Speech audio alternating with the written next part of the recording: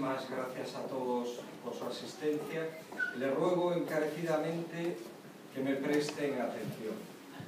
Se darán cuenta por qué es esta petición después de que escuchen la conferencia de Marcelo. Estamos muy contentos y muy satisfechos del éxito que ha tenido esta segunda convocatoria. La verdad es que están resultando un éxito las intervenciones de Marcelo y ante las peticiones nos hemos visto obligados, pero encantados, a que se realizara esta segunda intervención. Como ustedes saben, Auden es una firma que se dedica a la prestación de servicios profesionales. Dentro de la oficina tenemos varias secciones, una dedicada a la abogacía, asesoría, auditoría y consultoría, en cuadros de mandos, en business intelligence, y nos dedicamos, como decimos, a esa prestación de servicios. Somos un equipo de profesionales que nuestra enseña principal es la proximidad, o tratamos de tener proximidad con el cliente. Bien, dentro del ámbito de actuaciones de la oficina, las que son estrictamente profesionales, hemos querido, hace 2 años que estamos en este local, que tenemos espacio y que podemos hacerlo, hemos querido ampliar un poco el objetivo, nuestros objetivos en nuestro campo de actuación. Aquí pues hacemos conferencias o determinadas reuniones relacionadas con aspectos concretos de nuestra actividad profesional, pues el comentario de una reforma legal o fiscal que tenga pues interés y convocamos para explicar a nuestros clientes, etc. Pero nos parecía que deberíamos ampliar ese horizonte de actuación.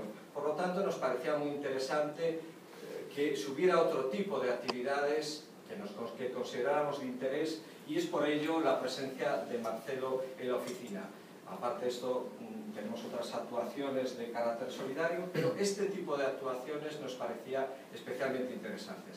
Les agradezco que por lo menos me hayan prestado atención este minuto, porque como ya digo en otras ocasiones, estoy aprendiendo. Y espero que después de la intervención de Marcelo y de sus enseñanzas pueda conseguir la persuasión. Por eso les agradezco mucho que por lo menos aparentemente me hayan escuchado durante este minuto, y les dejo con el magistral Marcelo Castelo, que verán ustedes la maravilla de exposición. Gracias.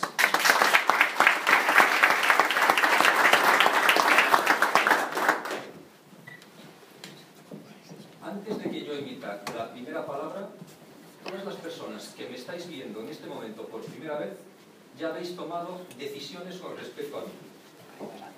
Antes de que yo diga la primera palabra, por lo menos habéis determinado si os parece una persona confiable o no.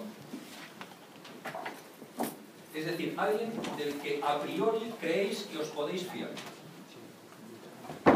Pero además ya habéis tomado otra decisión también. Y la segunda decisión es que habéis llegado a la conclusión de si os parezco una persona competente o no. Alexander Todorov es un investigador de la Universidad de Princeton, y este señor ha investigado, junto con un equipo multidisciplinar, las primeras impresiones que tenemos los seres humanos. Y ha llegado a unas conclusiones muy curiosas. Han hecho un experimento que hoy quiero compartir con todos vosotros porque me parece tremendamente ilustrativo. Estos señores han tomado más de 3.000 personas cuya única característica era que no podían conocer a las personas que les iban a enseñar en fotografía. Y las fotografías se correspondían con personas que habían optado como candidato al Congreso, al Senado y a gobernador en los Estados Unidos. Y les ponía la foto del candidato vencedor, el que había vencido en esas elecciones, y del candidato perdedor, el que había perdido en esas elecciones.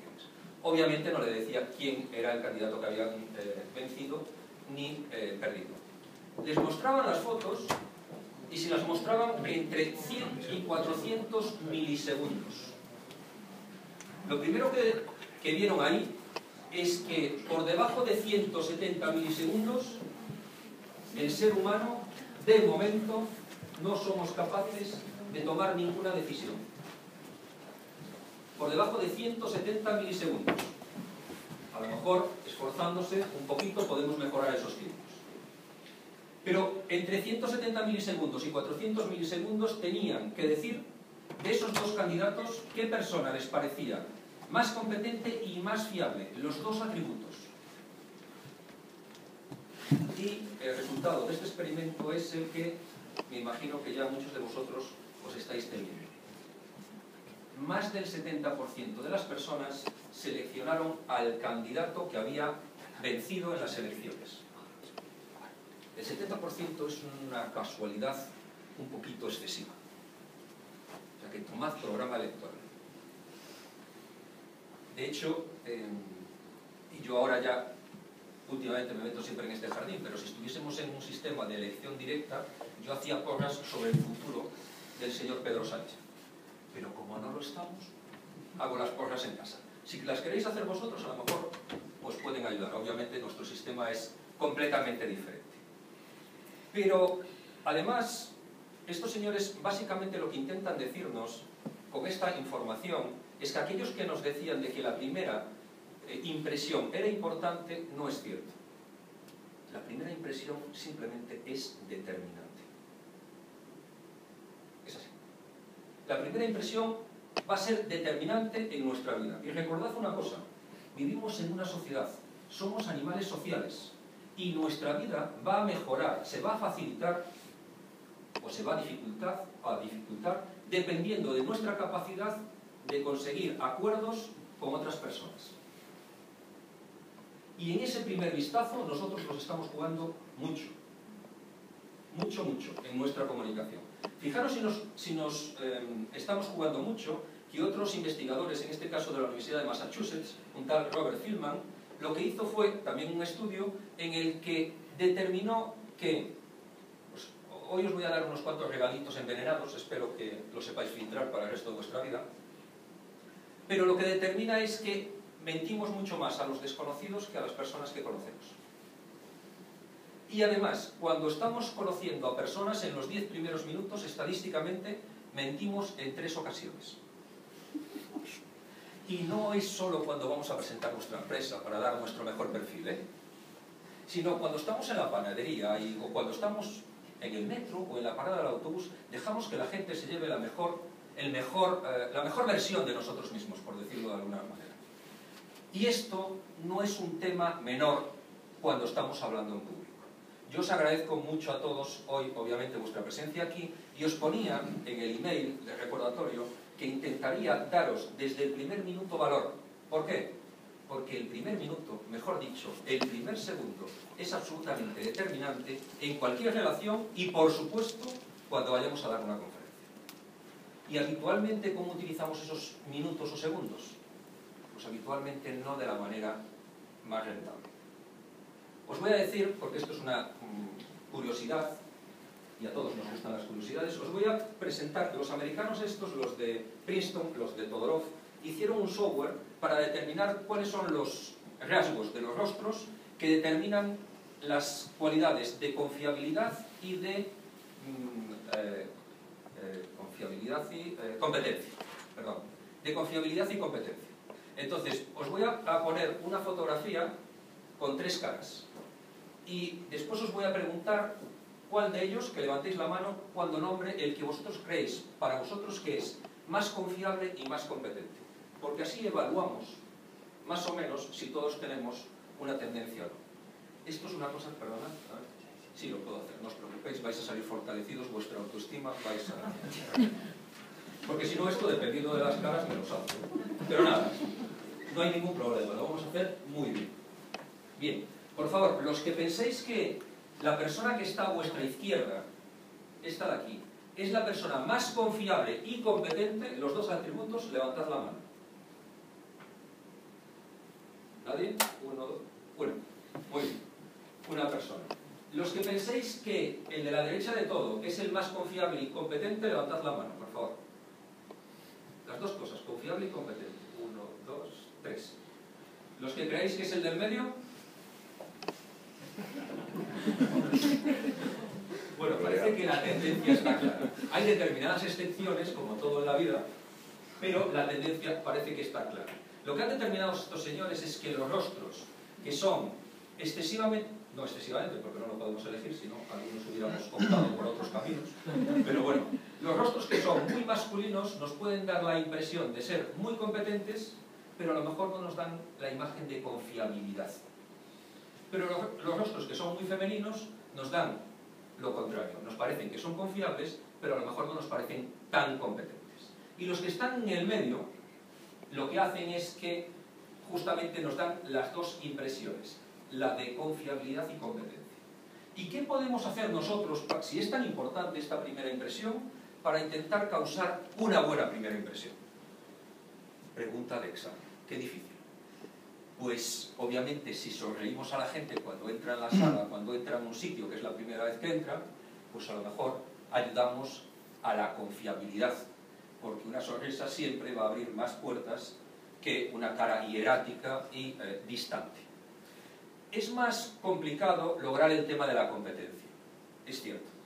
El tema de la competencia es un poco más complicado, pero hay técnicas. Por ejemplo, me imagino que a muchos de vosotros os llamó la atención que mientras Miguel me estaba presentando y cuando yo empecé mi conferencia, estuve siempre con las manos colgando. ¿Alguien le llamó la atención? Sí. Bien. ¿Y alguien me sabe decir por qué hice esto? Me llamó la atención sobre ti. Esta posición es la más difícil de mantener delante de un auditor. Esta posición que estoy en este momento, sin moverse nada, sin mover las manos ni los dedos, exige concentración y un gran dominio emocional. Todo el mundo, cuando empieza a hablar, empieza a moverse y empieza a tener lo que se llaman gestos adaptadores, y después hablaremos de ellos.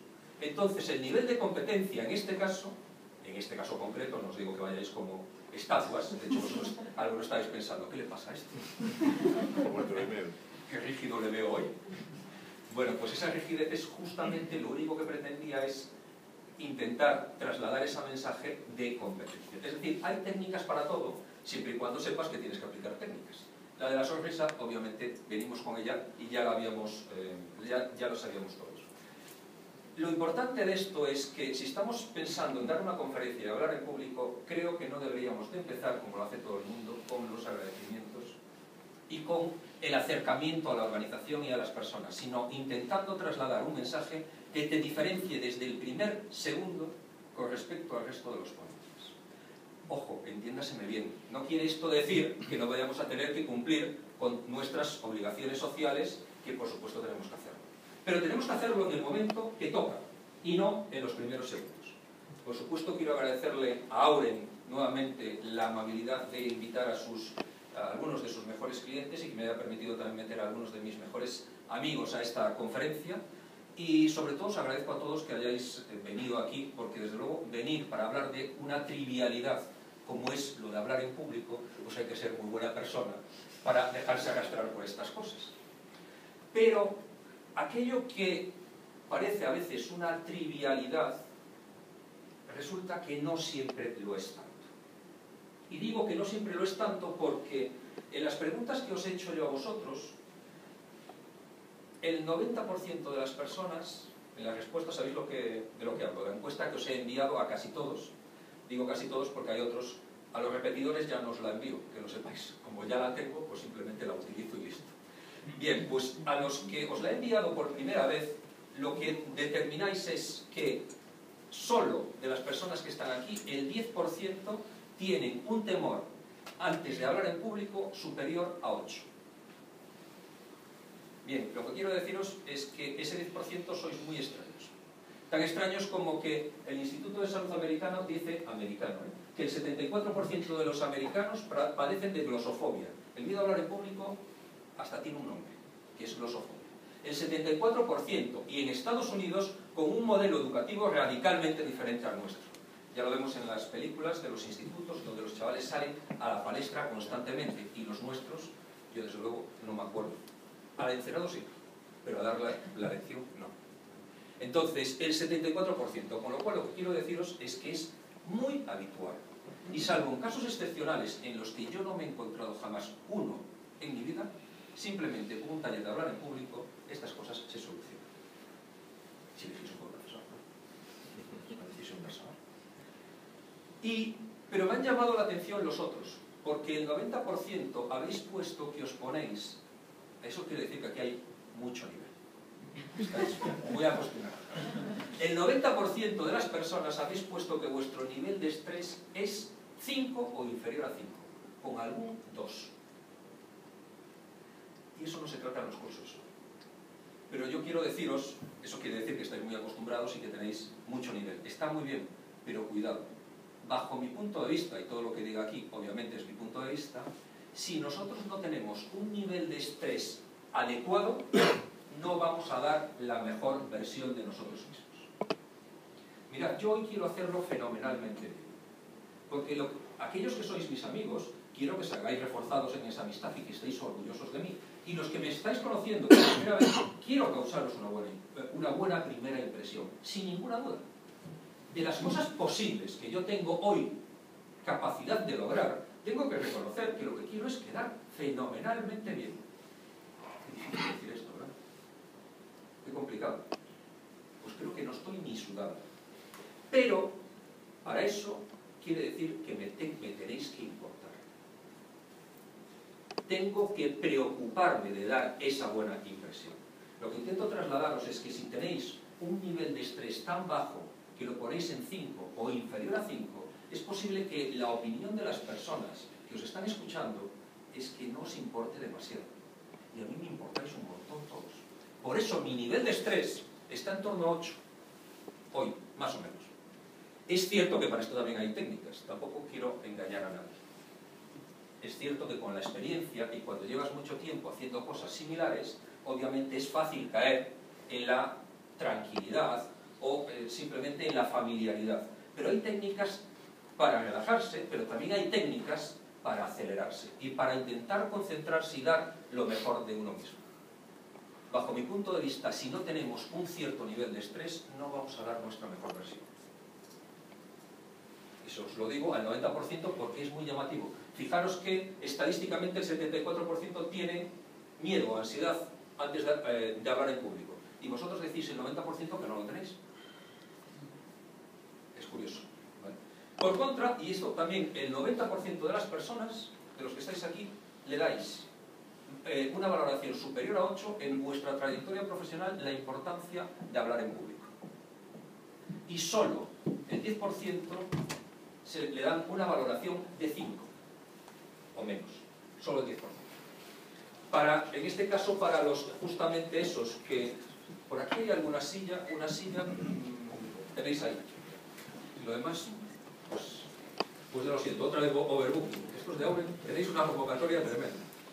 Bien, para los que tenéis el 10%, quiero recordaros que en el año 1905 un prometedor político estaba siendo entrevistado cuando el periodista le preguntó cuál era la cualidad más importante que tenía que tener un político para triunfar. El político, que cuando era más joven había padecido glosofobia, se lo pensó unos segundos y respondió que bajo su punto de vista la cualidad más importante que tenía que tener no un político, sino cualquier profesional para triunfar en su profesión era la capacidad de comunicarse con elocuencia o la capacidad oratoria. En la década de los 40 el político se hizo inmortal y en 1953 Premio Nobel de Economía. Absolutamente todos los expertos en la Segunda Guerra Mundial coinciden en que los discursos de Winston Churchill a su pueblo en los peores momentos de los ataques de las hordas nazis fueron absolutamente determinantes para que no triunfaran. Solo los discursos, obviamente no, pero principalmente los discursos. Es cierto que afortunadamente no estamos habitualmente en este escenario, pero ¿qué pasa en el escenario habitual de los negocios? En pleno siglo XXI, hace unos años, un alemán llamado Robert D. Schneider estudió a las personas que alcanzaban el poder. Personas que alcanzaban el poder en cualquier ámbito, económico, científico, político, y determinó que tenían básicamente 3 características comunes en todos ellos. La primera es, le denominó a eso el triángulo del poder. La primera es que las personas que alcanzan el poder, todas se preocupan de forma singular de su forma de comunicarse. De su forma de comunicarse en general, que no es solo su forma de hablar. forma de escribir, su forma de comportarse, etc. ¿Creéis que para el ser humano es posible no comunicarse? Levantad la mano si alguno cree que es posible para el ser humano no comunicarse. Levantad la mano si creéis que es imposible no comunicarse para el ser humano, por favor. Bien. Bueno, está demostrado que obviamente es imposible para el ser humano no comunicarse. En este momento nos estamos comunicando todos. Yo, además, con la palabra, pero vosotros con vuestros gestos, con vuestra respiración, con vuestras miradas o ausencias de miradas, con vuestros guiños, con vuestras posiciones, con vuestros movimientos, con todo. Siempre nos estamos comunicando. Y esto es una cosa importantísima, porque a veces los directivos pensamos que solo nos comunicamos cuando llamamos a alguien a nuestro despacho. Y no es cierto. Nos estamos comunicando las 24 horas del día, siempre y en todos los escenarios. Siempre. Y esta comunicación lo que logra es, en las personas que nos están escuchando o analizando, es el reconocimiento. Y esto también es muy importante. Esto lo que quiere decir es que en la medida en que yo me esté comunicando, las personas que me están escuchando o simplemente que me están observando, me están dando mini puntos positivos o mini puntos negativos sobre mi actuación. Lo siento mucho, todos lo sabemos, y yo os lo digo. La vida es evaluación continua. Constantemente nos están evaluando y constantemente estamos evaluando. Es cierto que habitualmente somos generosos o tranquilos, o por lo menos es lo que espero yo hoy de vosotros, ¿vale? Pero esto es así. El reconocimiento va subiendo o va bajando en la medida en que mi comunicación va teniendo un efecto positivo o negativo. Si yo cuento un chiste homófobo, misógino o racista y lo cuento en el bar, la gente me va a posicionar.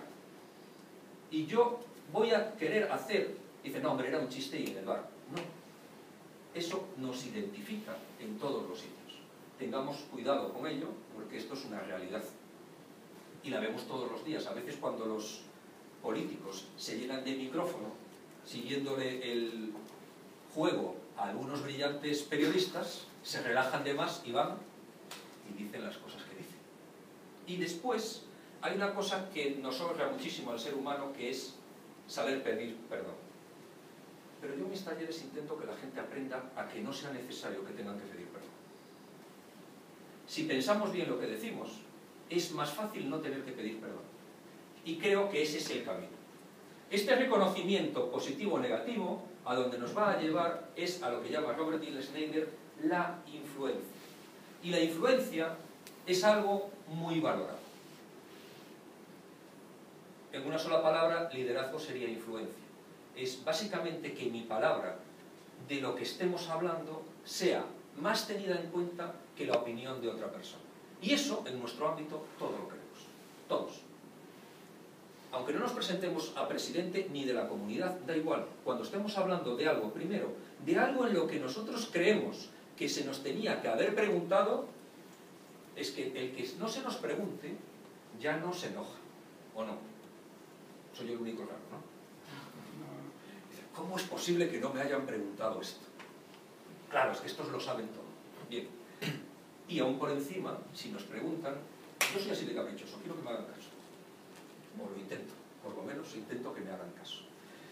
El triángulo del poder, a mí, este señor me ha dado un regalo muy importante. Hasta este momento, hasta conocer el triángulo del poder, yo, bueno, aprendía lo que podía, pero creo que no aprendía tanto como aprendo ahora.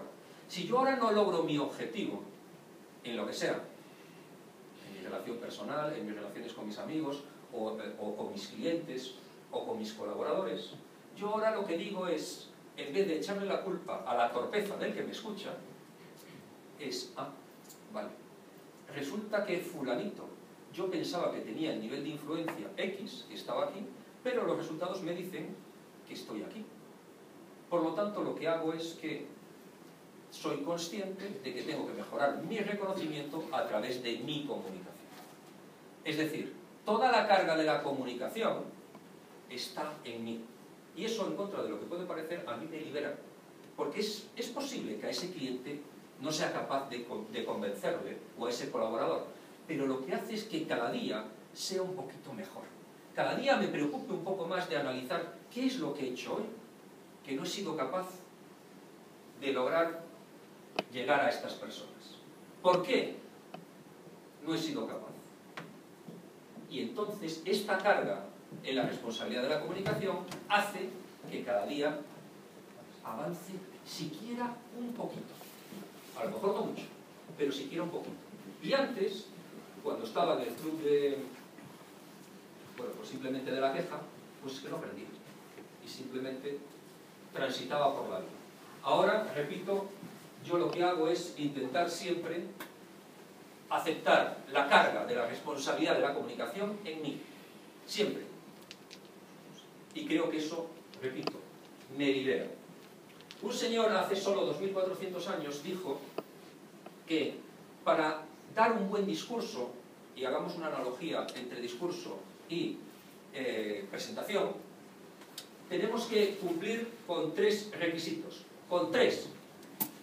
Y tiene que ser los 3 juntos, no valen independientemente. Aristóteles, en el arte de la retórica, dice que un discurso, para ser considerado un buen discurso, lo primero que tiene que hacer es informar. Hasta aquí estamos de acuerdo, ¿no? Levante la mano. Bien, esto es importante. Hay que informar, hay que traer datos novedosos, hay que traer cosas que creas que la mayor parte de las personas que te van a escuchar desconocen. Y eso te va a exigir una labor de documentación, una labor de investigación, algo que habitualmente no está en la primera página de Google. Porque hay más páginas, ¿sabéis, no? Después de la primera. Dicen que no, pero a mí me han dicho que sí.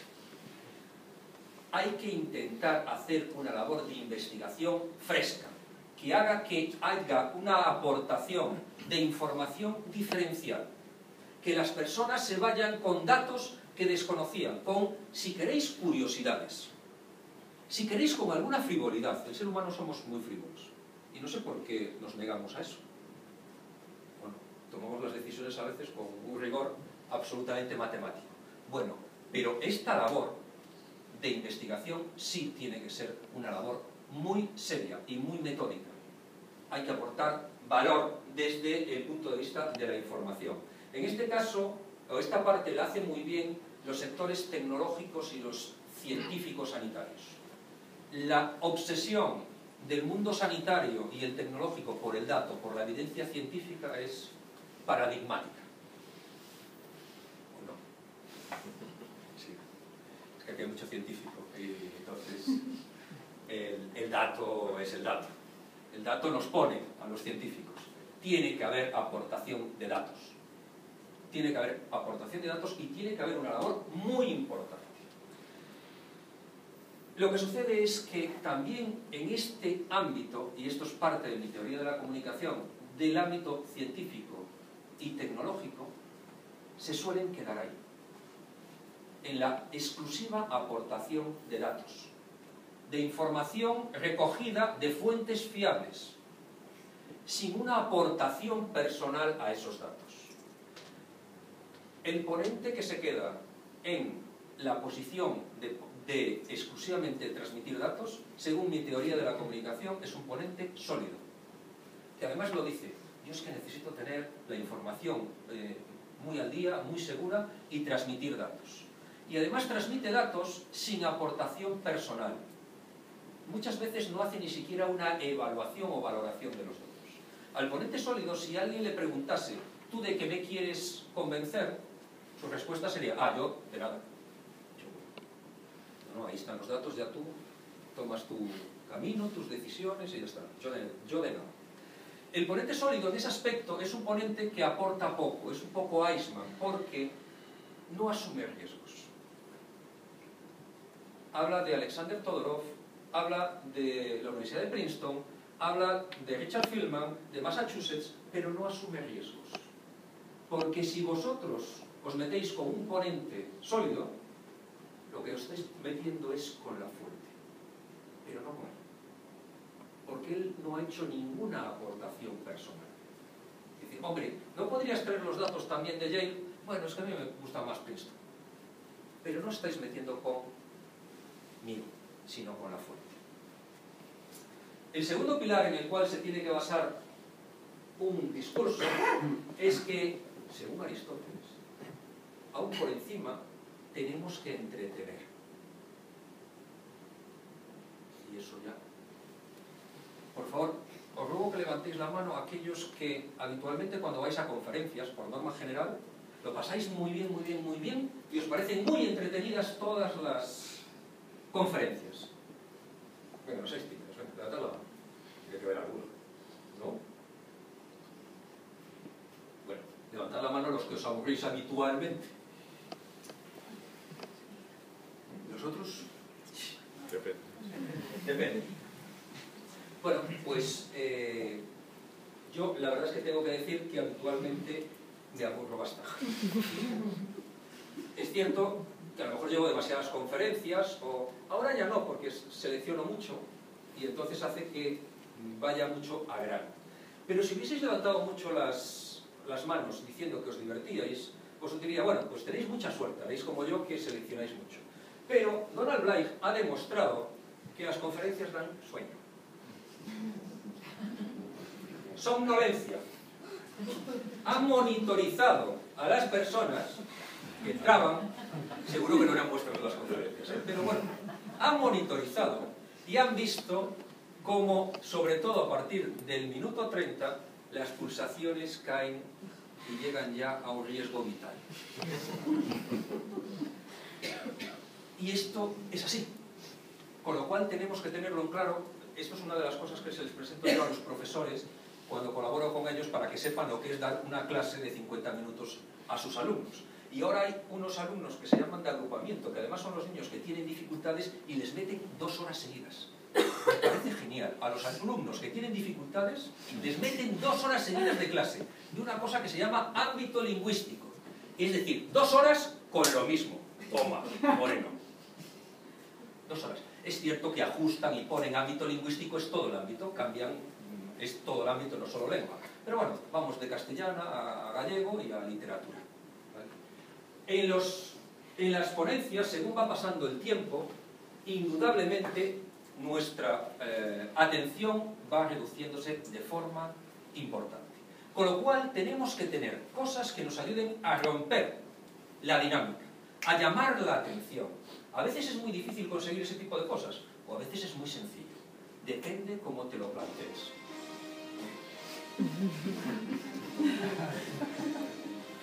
Tranquilas. No vamos a llegar muy lejos con esto. Simplemente un recurso que haga que las personas vuelvan a la charla ya es suficiente. Y cualquier recurso en un momento dado vale, porque lo único que se intenta es, en ese momento, romper con la inercia de la conferencia, nada más. El ponente que quiere entretener, una de las cosas que tiene que intentar conseguir, que se tiene que esforzar para lograr, es sintonizar con los intereses de las personas que le van a escuchar. Por favor, levantad la mano, ¿cuántas personas os han enviado antes de una conferencia una evaluación como la que yo os he enviado? Levantad la mano lo que nunca os lo hayan enviado. ¿Os dais cuenta? ¿Cómo yo voy a poder sintonizar con vosotros si no sé lo que queréis?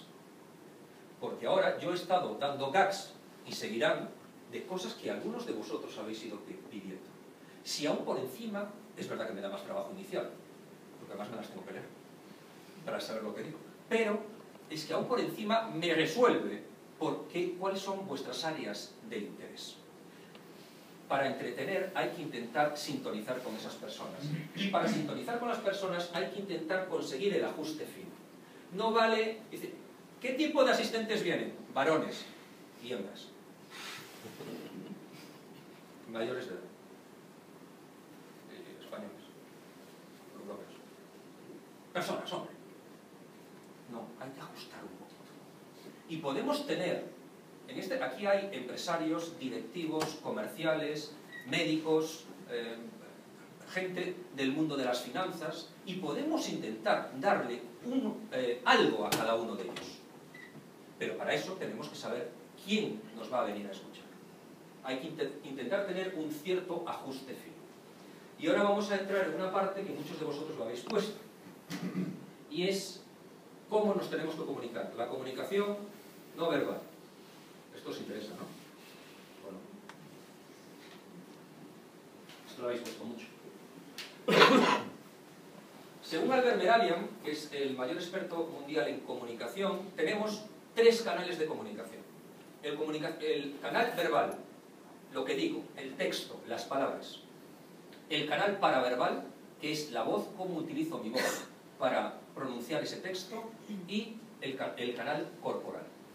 Y además este señor, en una investigación a la cual no debéis dar mucho peso, porque lo dice él, no porque lo diga yo, ha medido el peso de cada uno de esos canales en la fuerza de nuestra comunicación. Y el primer canal que él habla es del canal verbal, es decir, las palabras. Y esto me recuerda que hace ya algunos cientos de años, en unas aldeas de Lugo, había un señor noble que basaba todo su poderío económico en unos rebaños de ovejas que cuidaban media docena de perros pastores. Una noche soñó que se acercaba al rebaño y uno de los perros pastores se acercaba a él, le atacaba, le mordía y le mataba. Como era un sueño, se levantaba, huía o intentaba huir y venía el segundo perro pastor, le atacaba, le mordía y le mataba. Y así con todos los perros pastores. Esa pesadilla nunca la había tenido, con lo cual no le dio mucha importancia. Pero resulta que al día siguiente y el siguiente más tuvo exactamente la misma pesadilla. Entonces a uno de sus siervos le dijo que llamase a la meiga de la aldea y la meiga se acercó al pazo. La meiga le preguntó qué le pasaba, se lo explicó y entonces tiró sus avalorios de adivinación. A la meiga se le transfiguró la cara, se le puso cara de terror y dijo: mi señor, habéis caído en desgracia. Cada perro pastor que se muere es uno de vuestros descendientes que muere. Se van a morir todos. El noble cayó en histeria e iracundo mandó que le pagasen con 3 latigazos. Inmediatamente al siervo le dijo que fuera a buscar a la meiga mayor de Galicia para tratar el tema. Se fue y tardó 5 días y 5 noches en volver. La meiga mayor le preguntó: ¿por qué me quitas de mis obligaciones? Y él le explicó lo que había sucedido. Ella le dijo: porque no has tratado con la meiga de tu aldea. Y le dijo lo que había tratado, cuál había sido el vaticinio y el pago que se llevó en compensación.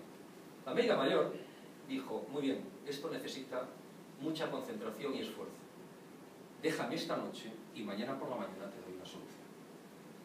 Se acostaron, cada uno se fue a sus aposentos y al día siguiente por la mañana la meiga mayor se acercó con cara exultante de felicidad y le dijo: mi señor, nuestro Señor Dios, que todo lo puede, ha decidido que vivas tantos años, que vivas más que tus descendientes. Le pagó con 100 monedas y la dejó ir. Las palabras generan emociones. No es lo mismo una palabra que otra. No es lo mismo decir carcelero que funcionario de prisiones. Esto lo saben mucho nuestros líderes, ¿eh? Hay cosas que se pierden, pero estas cosas sí las saben. No es lo mismo decir crisis que recortes. No es lo mismo. Mirad, aquí hay economistas, muchos economistas. Seguro que vosotros le habéis subido el sueldo a ese que dijo lo de crecimiento negativo. Ese es un fenómeno, ¿o no? A ese le han subido el sueldo. Porque claro, yo tenía como objetivo este año en mi empresa tener un crecimiento del -10 y he logrado un -28, con lo cual, oiga, hay que subirle el sueldo por lo menos al consejero delegado y la cúpula directiva, porque, hombre, -10, -28, pues está muy bien. Fijaros cómo se utiliza esto. Yo esto lo tengo asociado, pero no estoy muy seguro, a la Primera Guerra del Golfo. A los que sois muy jóvenes, os anuncio que antes, creo que de la Primera Guerra del Golfo, que creo que fue en el año 91, había bajas civiles en acto de guerra. Cuando te decían bajas civiles, tú te imaginabas ancianitos, mujeres y niños, ¿verdad? Y no te gustaba. Pero un fenómeno de la comunicación inventó los efectos colaterales. Y claro, a mí cuando me dicen efectos colaterales, ya lo que veo son puentes, una escuela, un hospital, otras cosas. Cuidado con las palabras que utilizamos. Si os gustan este tipo de cosas, hay un autor, un demócrata, que publicó un libro que se titula El elefante. No pienses en un elefante. y no me acuerdo ahora de nombres, y no me lo voy a inventar porque no me acuerdo en este momento. Si me vuelve, os lo digo. Y habla justamente de cómo los políticos, en este caso los gobernantes del Partido Republicano, fueron capaces, a través de esos think tanks que tienen ellos, de apropiarse de determinados conceptos dentro de la sociedad americana. Es un libro magnífico, porque no son tontos los republicanos, ¿eh? No son unos pardillos, no son unos paletos de Texas, sabían muy bien lo que hacían y por eso ganaban. Y aquí, obviamente, también suceden este tipo de cosas. No obstante, según Albert Mehrabian, cuando estamos hablando de sentimientos, nuestras palabras tienen un peso del 7%.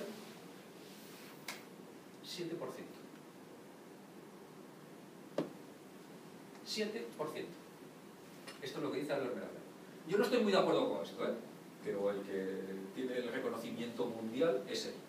Yo creo que hace poco tuve una experiencia vital muy poderosa con una persona además que está aquí y que obviamente no voy a nombrar, pero tuvimos una experiencia muy importante y muy intensa durante una semana.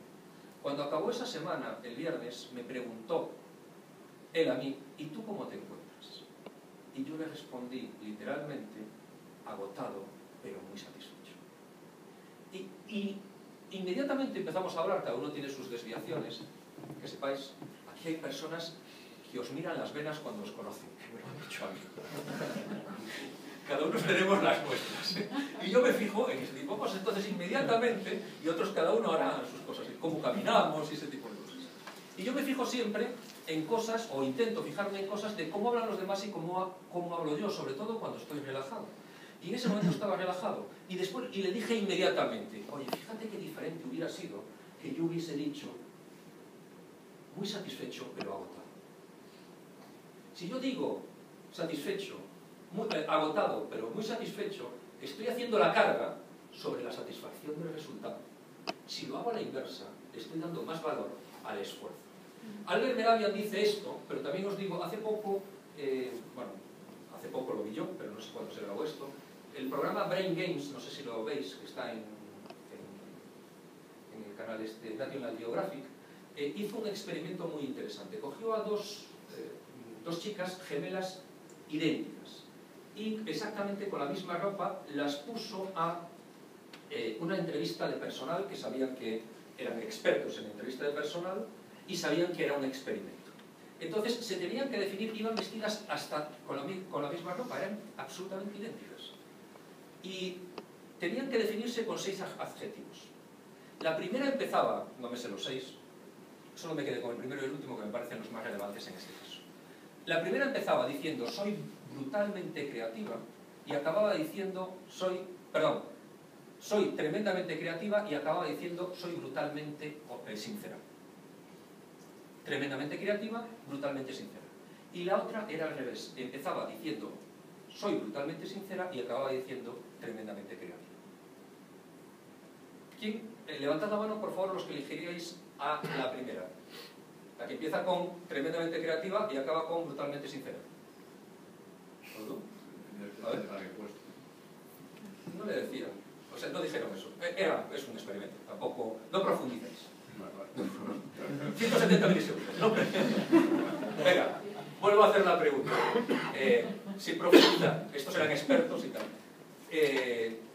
Soy tremendamente creativa, brutalmente sincera. ¿Quién levanta la mano? ¿Quién me contrata? ¿Quién me contrata? Venga, a la una, a la dos. Venga, no sé. No dejéis levantar la mano por timidez. A ver. Muy bien, bajad. Al revés. Brutalmente sincero, tremendamente creativo. Bueno, según los expertos habéis perdido estos últimos. Bien. Yo también, la verdad, yo también elegía a la de tremendamente creativa y acabar con brutalmente sincera. Es que la sinceridad brutal puede ser una brutalidad. Luego ruego que tengáis cierto cariño cuando os comuniquéis conmigo y no seáis brutalmente sinceros. Digo para que nos vayamos conociendo. ¿Vale?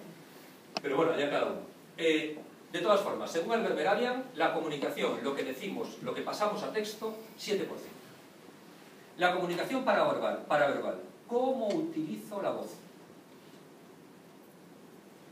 Pero no solo la voz, también los silencios. el volumen, el tono, el timbre, según este señor, 38%. 38%. Hay grandes líderes que hemos tenido, por ejemplo, Obama tiene una capacidad paraverbal extraordinaria. Empieza como un predicador, poco a poco, y al final, da igual lo que sepas de inglés. Si lo sigues hasta el fin, es que da igual, te va subiendo las pulsaciones. Esto lo hacía muy bien también Adolfo Suárez. Adolfo Suárez era el paradigma, bajo mi punto de vista, del comunicador paraverbal. Puedo prometer y prometo.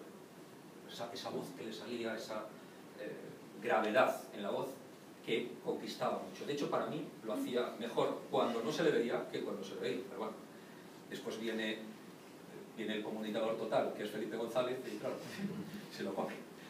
Pero bueno, también ahí están las estructuras de partido y todo ese tipo de cosas, ¿no? Muy poca gente es consciente de su fuerza paraverbal. Y lo que quiero es simplemente que intentéis analizar si vosotros tenéis esa fortaleza paraverbal. Las mujeres lo tenéis más difícil. Esto tenéis que ser conscientes de ello. Los tonos agudos reducen el nivel de confiabilidad. Pero no os preocupéis a las jovencitas, esto con los años se va a resolver. Prácticamente todo se resuelve con los años. Lo que pasa es que a veces hay que esperar mucho. Pero también podéis hacer... Hay unos vídeos muy interesantes en YouTube de Margaret Thatcher, que cuando se ponía era muy aguda y tenía una voz de pito, y además cuando perdía los nervios se soltaba. Y se soltaba y eso generaba mucha animadversión. Pero es tremendo cuando se dominaba, pero bueno, ni fraga, o sea, es que hacía una voz... pero bueno, pues, le dio buenos resultados. Y aquí vamos, según Albert Mehrabian, el 55% de nuestra comunicación es paraverbal. Perdón, corporal. Corporal, que es lo que queda. Con esto estoy diciendo que el 93% de nuestra comunicación, según el mayor experto mundial, sobre todo cuando estamos hablando de emociones, no tienen nada que ver con lo que digo. Y esto es una cosa curiosa. Si la próxima vez que veáis a un político que va a una intervención difícil para él, si queréis, quitadle el sonido. Y es muy divertido. Yo lo hago, etc. Cuando veis que es una situación difícil, por ejemplo, cuando el presidente tuvo que ir a hablar del gerente de Bárcenas, una situación complicada. Estoy poniendo un ejemplo simplemente. Quitadle el volumen y ya llegáis cada uno a vuestras conclusiones y yo no me pronuncio más. Pero gran parte de nuestra comunicación está en nuestro cuerpo y esto es muy importante. Y dentro de nuestro cuerpo hay unas áreas que identifican especialmente a nuestra comunicación. La primera es la cara. No me puedo parar en todos porque necesitaría mucho más tiempo. La segunda, obviamente, es el cuerpo y el movimiento del cuerpo. Y el tercero son las manos. Nosotros estamos en un país que se denomina de alto contexto cultural. Eso lo que quiere decir básicamente es que cuando nosotros nos comunicamos no lo hacemos como máquinas. Un sí a veces es un ya se verá y un no es, bueno, pues insisto un poquito, a ver a dónde llegamos. Esto sucede en los países de alto contexto cultural. Esto pasa en los países árabes, por ejemplo, mucho en los países del sur. En los países nórdicos pasa menos, se denominan países de bajo contexto cultural. Los países de bajo contexto cultural se ponen muy nerviosos con nosotros, porque para ellos un sí es un sí, y un no es un no. Y a nosotros también nos pasa, por ejemplo, con los chinos o con los asiáticos, en donde parece que hemos llegado a un acuerdo y ya se ponen muy nerviosos porque al día siguiente pues parece que el acuerdo no se cierra. Pues esto tiene que ver no con que nos estén engañando, sino con el contexto cultural donde nosotros nos estamos moviendo. Y como estamos en España, en un país de alto contexto cultural, lo que tengo que deciros en este caso es que hay unos gestos que son fundamentales. Hay diferentes tipos de gestos, en mis talleres los analizamos, aquí no tenemos tiempo, pero el más importante son los gestos ilustradores. Los gestos ilustradores son aquellos que yo utilizo para ilustrar mi mensaje, principalmente con los ojos y sobre todo con las manos. Por eso, hablar detrás de un atril o escondido no suele ser una buena idea. Entre otras cosas porque esa persona sí está gesticulando, pero detrás no se le está viendo. Los gestos ilustradores trasladan en un país de alto contexto cultural que esa persona cree en lo que está diciendo, que esa persona va con su mensaje. porque si no ilustramos, este tío no se cree lo que está diciendo. Nuestros 170 milisegundos, lo que nos dice, este se reserva demasiado. Este se reserva demasiado.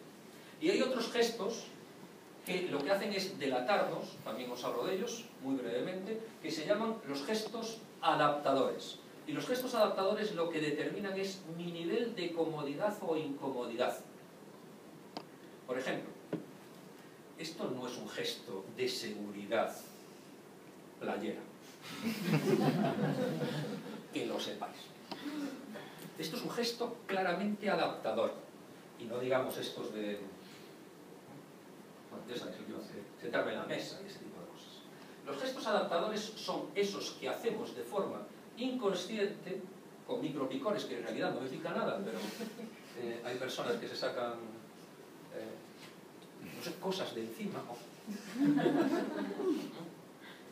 Gestos adaptadores, pues pasear excesivamente, etcétera. ¿Qué pasa con los gestos adaptadores? Lo único que sucede es que transmite que tienes un nivel de estrés y de tensión, nada más. Y la gente no sabe por qué. No sabe si es que no te sabes la lección, si estás nervioso porque te pones nervioso antes de hablar en público, no sabes si le estás engañando. Y entonces no da credibilidad. De ahí el hecho de que cuando a mí me estaban presentando, o cuando empecé a hablar, hablo sin ningún tipo de gesto.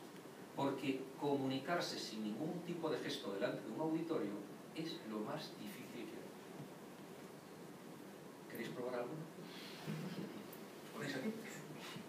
Muy bien, esto obviamente se puede profundizar mucho, pero no tenemos tiempo, pero me habéis pedido unos tips, unas claves, nada más. Pero tenedlo en cuenta. Este tipo de ponente es un ponente entonces que a través de esa sintonía ya lo que se atreve, de sintonía con el auditorio, a hablar de consecuencias y beneficios o perjuicios de los datos. Ha tomado los datos, ha bebido de las mismas fuentes que el ponente sólido, pero ya se compromete. Ya pone algo de sí mismo. Intenta empatizar y cuando tú pones algo de ti mismo, el problema es que puedes recibir el rechazo. ¿Alguno de vosotros fuma aquí? Pues no debías de fumar. A ti me atrevo a decirlo. Pero si yo le digo a Katia que no debe de fumar, ella me puede decir, ¿y a ti qué te importa? Cuando tú pones algo de ti ante un auditorio, estás metiéndote en riesgo. Ya tienes que aceptar que tus átomos se muevan por lo menos por el ámbito del auditorio. Ya eres el ponente que yo denomino líquido, que te sabes adaptar y que eres capaz de aceptar la incomodidad de que alguna de tus valoraciones no sean bien recibidas. Mi querido colega, bebe usted de fuentes adecuadas, pero las interpreta de una forma muy singular. Porque ya hay por lo menos una interpretación de la fuente. Y el tercer pilar de la comunicación, según Aristóteles, es que, ya que vayamos a algo. Para que un discurso sea considerado un buen discurso, además tiene que tener el objetivo, no quiere decir que lo logremos siempre, pero tenemos que llevar el objetivo de intentar persuadir a nuestro auditorio de algo, de lo que sea. No quiere decir que lo consigamos. Y aquí hay, y para mis amigos científicos, les digo, una aclaración muy importante, porque persuadir no es informar.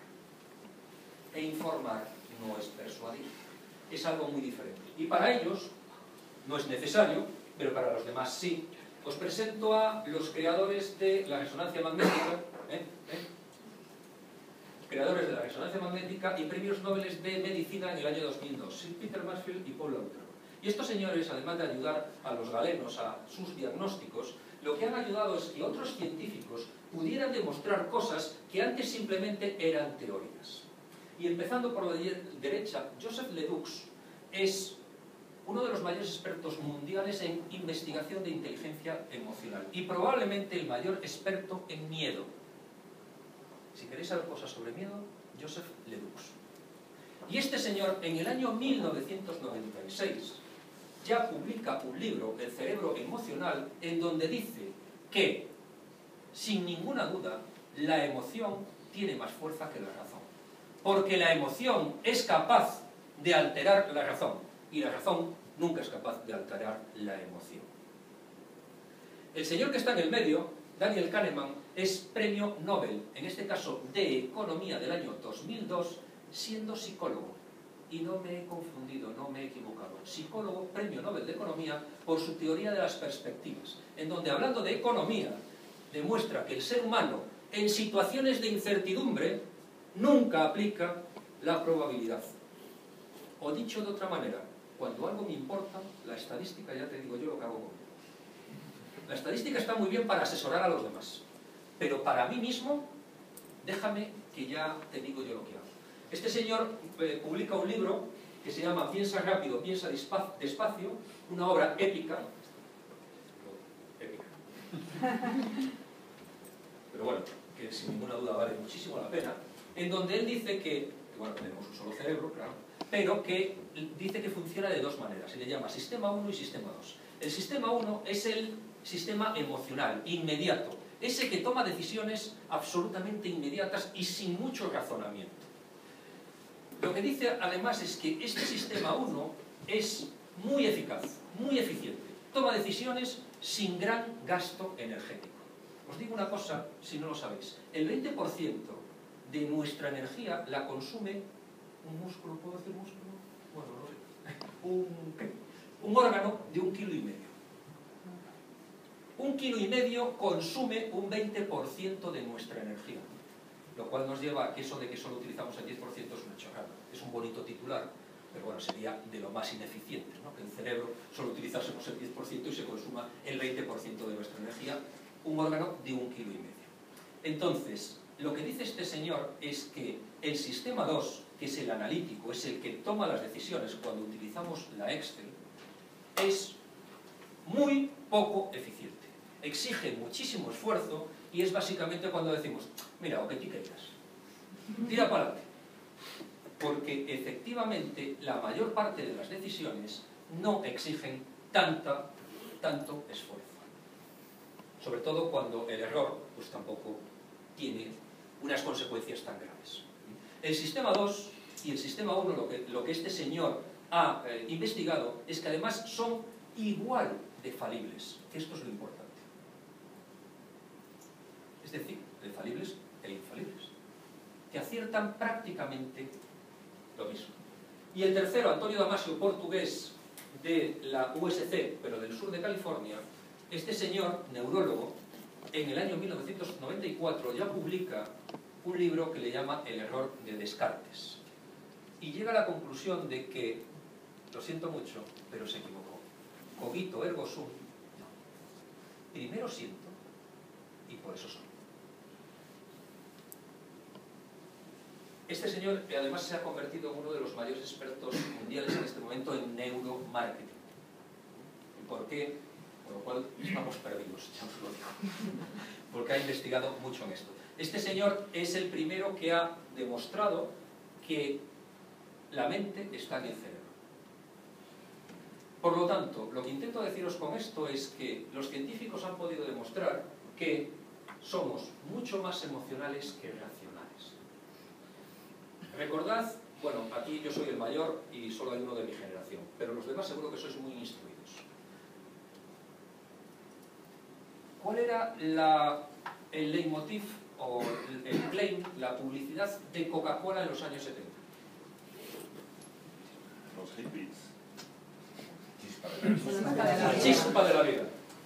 La chispa de la vida. Yo soy de Era a la que me refería. Nosotros somos todos más jóvenes.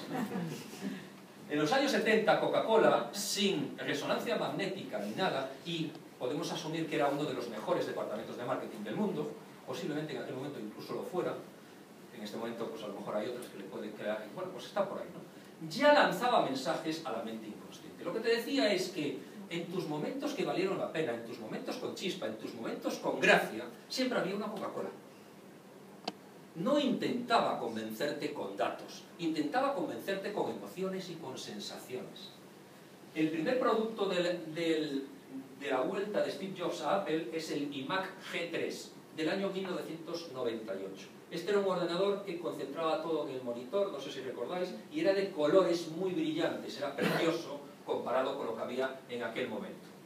Y estos señores sacan la publicidad de sus ordenadores en el año 1998 con el Yum, que os recuerdo, ñam ñam, me lo como. Y Apple hoy es la empresa de mayor capitalización bursátil del mundo. ¿Por qué? Porque cuando dirigimos nuestros mensajes a la mente inconsciente, a lo que está debajo, tenemos muchísimas más posibilidades de que nos hagan caso. Pero nosotros no, tenemos que seguir intentando convencer a nuestros clientes y a nuestros colaboradores, a nuestros proveedores, con datos. Es que no eres razonable. Ya. Y tú sí. ¿Cuándo fue la última vez que os convencieron de algo importante con razones, con datos? Yo os digo a mí, nunca. De algo importante. Nunca. La mente consciente, según la programación neurolingüística, solo es el 5%. Y además, el otro 95% es el que justamente nos permite vivir. Este otro tipo de ponente es el ponente que yo denomino gaseoso.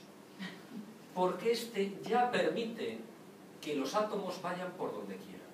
Ya acepta, tiene una teoría propia, la comunica desde la humildad y desde el respeto, pero ya acepta que haya mucha gente que no le guste su teoría. Está comprometido con su mensaje y ya acepta que los sólidos le digan, este lo que es humo, rascas un poquito y no hay nada. No. El ponente sólido, el ponente gaseoso tiene que pasar, por supuesto, por la fase sólida y líquida en su conferencia. Tiene que beber de las fuentes técnicas del sólido y tiene que utilizar las herramientas de persuasión y de psicología de personas que utiliza el líquido, pero además tiene un compromiso mayor con el auditorio y consigo mismo. Y tiene una serie de cualidades que quiero mostraros a todos en este momento.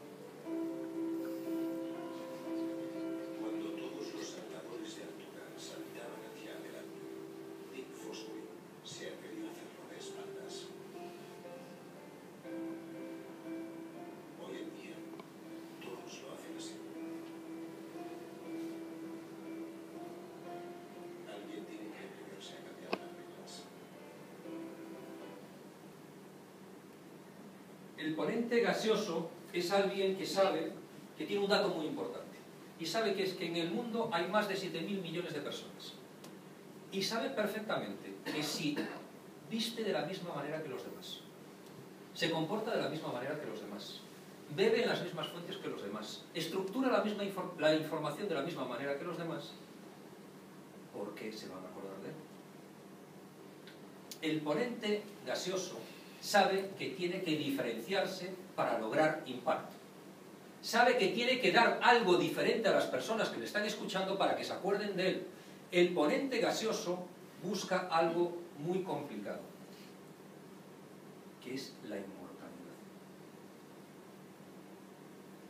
Yo quiero daros, ya os lo dije al principio, una magnífica imagen, pero sobre todo quiero que os acordáis de mí el resto de vuestra vida.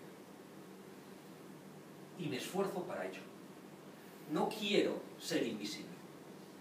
Y para eso sé que tengo que asumir determinados riesgos. Y sé que tengo que esforzarme en diferenciarme. Porque si hago las cosas exactamente igual que los demás, ¿por qué se van a acordar de mí? ¿Por qué os vais a acordar de mí? Cuidado, porque esto es importante. Un recurso brillante puede llevar... Un recurso puede ser brillante o puede ser el más bochornoso de los ridículos. Hay que jugar muy bien con esos recursos. Recordad, aquí pongo siempre el mismo ejemplo, Sergio Ramos cuando tiraba un penalti, no recuerdo que se jugaba España, y lo tiró a Lopanenka, ¿recordáis? Los futboleros, y lo metió. Venía de fallar uno en la Copa de Europa contra un equipo creo que alemán. muy bien, salió en todos los medios de comunicación, fue absolutamente felicitado y tal. Perfecto. ¿Qué hubiera pasado si lo falla? Cuidadito, cuidadito. Pero hay que arriesgar. Otra cosa es hasta dónde llegas. El ponente gaseoso es alguien que no está intentando buscar muchas ideas diferentes y parir ideas para sorprender a las personas. El orador gaseoso lo que ha llegado es a una conclusión, que cree que tiene una idea, un mensaje, algo diferente, algo que es necesario comunicar. Y además es alguien que está absolutamente comprometido con ese mensaje. Si no estáis dispuestos a alzar la voz por vuestras ideas, os va a resultar muy difícil convencer a las personas. Si no estáis dispuestos a alzar la voz por vuestros servicios, por vuestros productos o por vuestras creencias, si no estáis dispuestos a aceleraros un poco las pulsaciones, va a ser difícil que llegues al corazón de las personas. Porque el ponente gaseoso empieza como sólido, intentando conectar con los cerebros de las personas que le están escuchando, pero acaba hablando desde el corazón. Acaba poniéndose como alguien vulnerable delante del auditorio. Y esa vulnerabilidad, aunque parezca contradictorio, es la que le convierte en invulnerable. El ponente, para ser un ponente gaseoso, por supuesto no vale con beber de las fuentes técnicas de las que bebe todo el mundo, cada uno en sus profesiones. Que por supuesto hay que mantenerlas y que por supuesto tenemos que seguir estando a la última en esas fuentes. Pero no llega para ser gaseoso. Para ser gaseoso hay que buscar la inspiración en donde el ser humano ha encontrado siempre la inspiración. Y esto no estoy inventando nada. La filosofía, el arte, la pintura, la poesía, la literatura, la historia. Hay un italiano que sacó un manifiesto que se llama La utilidad de lo inútil. Y lo que intenta es que estas cosas que os acabo de decir, las letras, mandan narices. Valen para algo las letras. Y él de alguna forma intenta defender las letras desde el concepto de que debemos de mantener eso, pero casi como algo altruista. A mí me ha gustado mucho ese manifiesto, pero discrepo completamente. Bajo mi punto de vista, no hay nada, nunca ha habido nada más atractivo que una persona cultivada. Y jamás va a haber nada más atractivo que una persona cultivada. Una persona cultivada es una persona que es capaz de desarrollar una personalidad magnética, una personalidad que hace que todo el mundo, sus clientes, sus proveedores, sus colaboradores, su familia, quiera estar con ellos. Y eso, señores, no está en los folletos técnicos. Eso está donde estuvo siempre a lo largo de la historia de la humanidad. Yo estoy encantado de que mi hija haya elegido... Bueno, yo quería que estudiara Historia del Arte, pero nunca se lo he dicho. Al final eligió Psicología. Pero desde luego, creo que no es cierto que estudiar Historia no sea útil. Porque si tú estudias Historia, seguramente te convertirás en una persona atractiva. Y eso te va a permitir abrir muchas más puertas, a lo mejor, que con otro tipo de estudios. Es mi visión, y es mi percepción, y es mi defensa simplemente de las letras. Creo que siguen siendo tremendamente útiles para quien las sabe utilizar. El ponente gaseoso busca, además, inspirar, busca crear emociones y busca generar cambios en las percepciones de las personas. Y tiene una llamada a la acción, que se puede seguir o no, pero tiene una llamada a la acción. Yo os digo, ¿es posible que esté equivocado? No lo creo. ¿Es posible que esté confundido? No lo creo. Pero yo os digo que si mejoráis vuestra forma de comunicaros, estáis mejorando vuestra vida. Yo os digo que si mejoráis vuestra forma de comunicaros, estáis mejorando la vida de vuestra familia, de vuestros trabajadores, de vuestros subordinados y de vuestros superiores. ¿Es posible que esté equivocado? No lo creo. Pero yo os lo digo. Porque creo que esto es bueno para todos vosotros, como creo que también ha sido bueno para mí. Por lo tanto, como resumen, lo que os he puesto es mi teoría de la comunicación basándome en los 3 puntos de Aristóteles, y es que hay 3 tipos de ponente. El ponente sólido, datos, características. Bajo mi punto de vista, más allá de que nos inviten al congreso y que es bonito viajar y conocer ciudades, cualquier ponencia que pueda ser sustituida por email, yo digo que lo sea. Porque creo que es más fácil para el que escribe y para el que lo lee. Después ya hay una aportación de valor por el ponente líquido, porque de alguna forma por lo menos me entretiene, por lo menos me mantiene al tanto y me saca alguna cosa que me llevo puesto. Y el tercero es el ponente gaseoso, en el que estaré de acuerdo o no, lo compraré o no, pero cuando te conviertes en alguien gaseoso logras una cosa muy importante, es la persuasión. Porque la persuasión, señores, exige acción, exige implicación, no exige simplemente trasladar datos. Persuadir no tiene nada que ver con informar. Informar es simplemente un medio para llegar a la persuasión, pero para persuadir, lo siento mucho, tienes que ir dentro del paquete. O te metes dentro o simplemente informas. Y cuando informas profesionalmente, lo que recibes de tus interlocutores es simplemente el análisis racional y profesional. No te preocupes, dame los datos que ya los meto yo en la stream. Eso es lo que recibimos. Y esto es mi teoría, y a esta teoría yo le llamo la transición de fase. ¿Y por qué? Segundo principio de la termodinámica. Para cambiar de estado es necesario energía. Obviamente, el esfuerzo que tenemos que hacer para hacer una ponencia sólida, siempre lo vamos a tener que hacer. Siempre vamos a tener que investigar, siempre vamos a tener que aportar datos. Siempre. Para ser líquido ya tengo que hacer un taller con Marcelo Castelo de comunicación, algún curso de técnica de ventas, algo de persuasión, etc. Para ser líquido tenemos que intentar ver cómo soy capaz de empatizar con la gente y sobre todo enfocar muy bien el discurso a esas personas. Y para el tercero, da igual, es que ya es un compromiso personal y constante contigo. Porque claro, esto no se basa en que, nada, esta semana me leo 100 años de soledad y la semana que viene soy gaseoso. Me parece que no va a ser así. Una de las cosas importantes de esta teoría, que es un poco puñetera, porque el creador es un poco puñetero, y es que salvo el ponente sólido, en donde todo el mundo vamos a poder clasificar y clasificarnos nosotros, lo único que he dado es un torrente de datos, lo vamos a poder clasificar. Pero lo de líquido y gaseoso no lo podemos evaluar nosotros. Yo hoy he querido ser gaseoso, obviamente, lo cual no quiere decir que lo haya sido. Cada uno de vosotros tenéis que decidir individualmente si os he llegado al corazón, si os he acelerado en algún momento, si os he alterado alguna de vuestras fibras o no. Y esto no es una medalla que me pongo yo solito, soy gaseoso. Como hacía el ministro de Defensa, ¿qué os acordáis?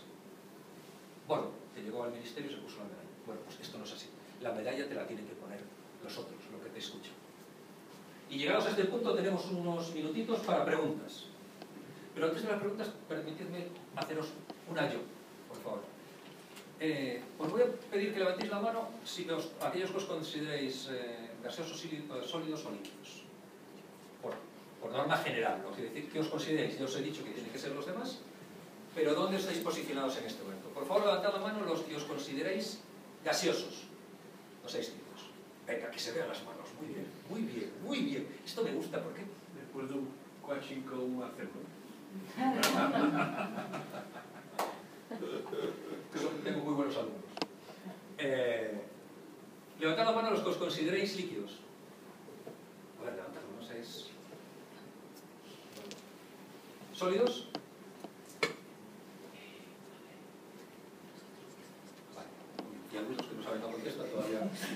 Esos no han comprado la transición de fase.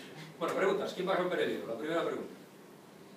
Venga, que es la más dura. Al principio hablabas de tres caras, dijiste que es más masculino, más femenino. ¿Qué pasa con las mujeres? Todo rojo.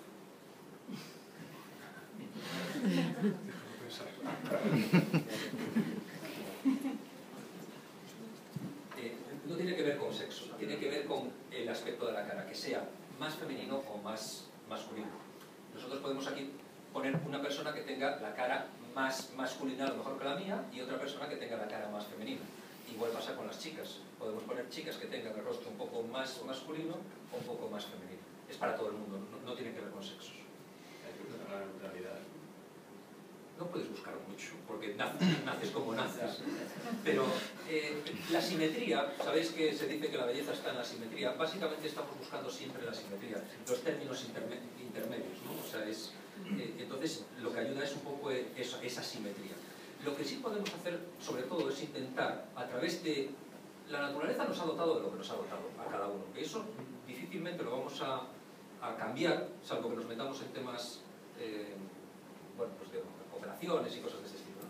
Pero la confiabilidad tiene que ver con tu cara, con tu expresión. Y muchas veces la expresión tiene que ver, sobre todo, con la vergüenza y la timidez.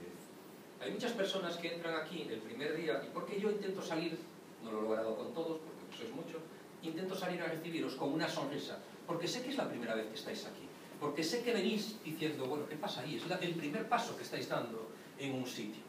Si tú haces este tipo de cosas, vas a buscar a la gente, les recibes con una sonrisa, pues eso te va a dar el ámbito de la confiabilidad. Y el ámbito de la competencia tiene más que ver con...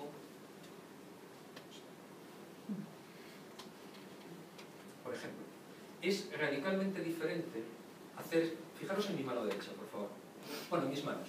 Yo puedo estar aquí, me veis todos, ¿verdad? Las manos. Yo puedo estar aquí y puedo estar haciendo esto, y la impresión que vos... Creo que me veis todos, ¿no? La impresión que os lleváis es completamente diferente. ¿Sí o no? Y si hago esto, también es diferente. Cuando subamos el vídeo, si David ha hecho bien su trabajo, pues seguro que sí. No lo dudes, Sí. Lo difícil es tener las manos neutras. Ahí. Esto es lo difícil. Entonces, este tipo de cosas lo que hacen es que ayudan a dar una primera impresión. Simplemente. ¿No? A mí lo de las caras, más que masculino, femenino, me ha parecido agresivo y afable o por agradar. Yo como quería agradarte demasiado, esto me da confianza, pero si te quiero decir que hagas algo y no falles, no quiero que quedes bien. La pregunta que tenía era en lo de comunicación. Hay casos en los que esto me falta, por ejemplo, Ferradria, se supone que es uno de los 100 hombres más influyentes del mundo, y yo he hecho una charla suya y se me ha cuatro patas, porque es infumable.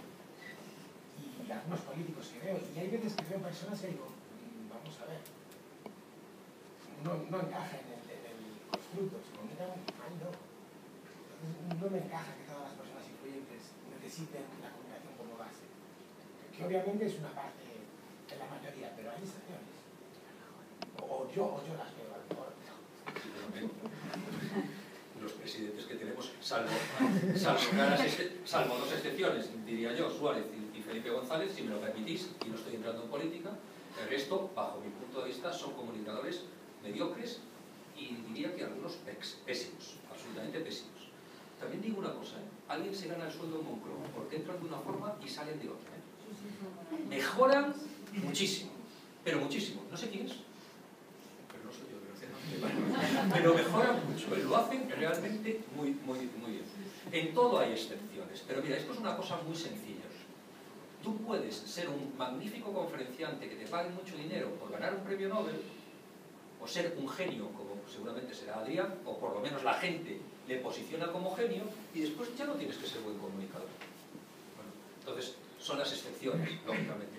Ahora, los que somos más mediocrillos, y va a ser complicado que lleguemos a los premios Nobel, si yo soy capaz de ser en mi actividad, digamos, una persona que estoy en cierto topo, en cierto nivel, ese nivel se va a ver muy potenciado si desarrollo mi capacidad de comunicación. ¿Estáis de acuerdo en esto o no? Sí. Entonces, yo, si soy investigador de lo que sea, del ébola, pues alguien lo va a resolver. Pues si lo resuelve una sola persona, madre mía, ese señor, señora, solamente es la señora. Claro, pues a esa señora la coronamos y da igual quién sea, ¿verdad? Y da igual cómo se comunique.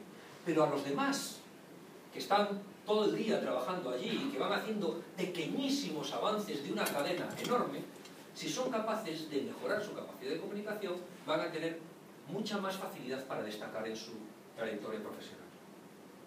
Básicamente eso es lo que quiere decir el triángulo del humano.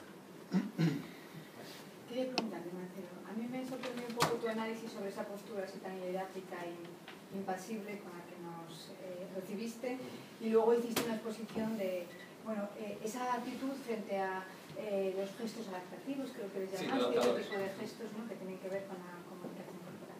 El hecho de que sea esa postura la más difícil de mantener, que por supuesto yo también creo que es complicada, ¿significa que sea la más eficiente? Porque, a ver, en mi opinión también, puedes transmitir, dependiendo de la audiencia o dependiendo del tipo de comunicación que quieras ejercer, una actitud excesivamente, ¿cómo puedo decir yo?, sin mensaje, excesivamente fría, donde hay esa rigidez puede transmitir cierta distancia que dependiendo del auditorio no es algo más conveniente, ¿no? Porque, por ejemplo, lo que me comentabas de los gestos adaptativos, de si un ponente se sienta un poco en la mesa, o en un momento dado pasea, yo no digo estar haciendo running por ahí, pero pasea, se mueve, tú has andado hasta aquí, en algún momento también paseas por el pasillo porque creo que buscas un contacto más visual con la audiencia, lo que sea.